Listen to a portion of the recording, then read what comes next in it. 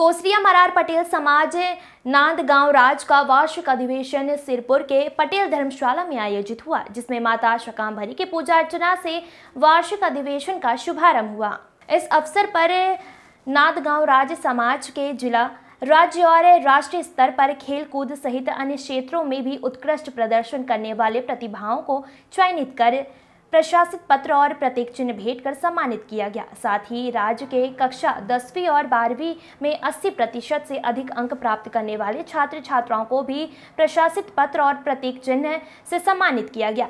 इस अवसर पर मुख्य अतिथि के आसंदी से संबोधित करते हुए जिला अध्यक्ष पवन पटेल ने कहा कि शिक्षा और समाज में संगठन से ही समाज आगे बढ़ता है। अच्छे संस्कार बेहतर जीवन के साथ सामाजिक संगठन के लिए भी आवश्यक है। अब हमारे समाज भी राजनीतिक क्षेत्र में अन्य समाज की तरह आगे बढ़ रहा है। वहीं विधायक प्रतिनिधि के रूप में पहुंचे नगर पंचायत तुमगांव उपाध्यक्ष पप्पू पटेल ने भी सभा को संबोधित किया। वहीं कर्मचारी प्रकोष्ठ अध्यक्ष शिक्षक दीनबंधु पटेल ने आगामी वर्षों में प्रतिभा सम्मान के लिए 5,000 रुपए प्रदान करने की घोषणा की।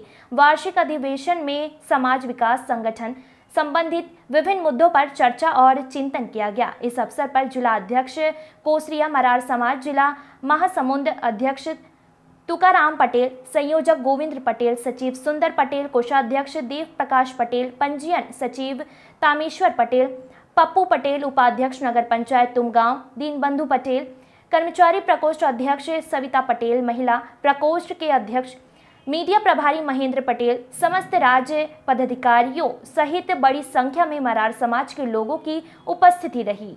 Bureau report.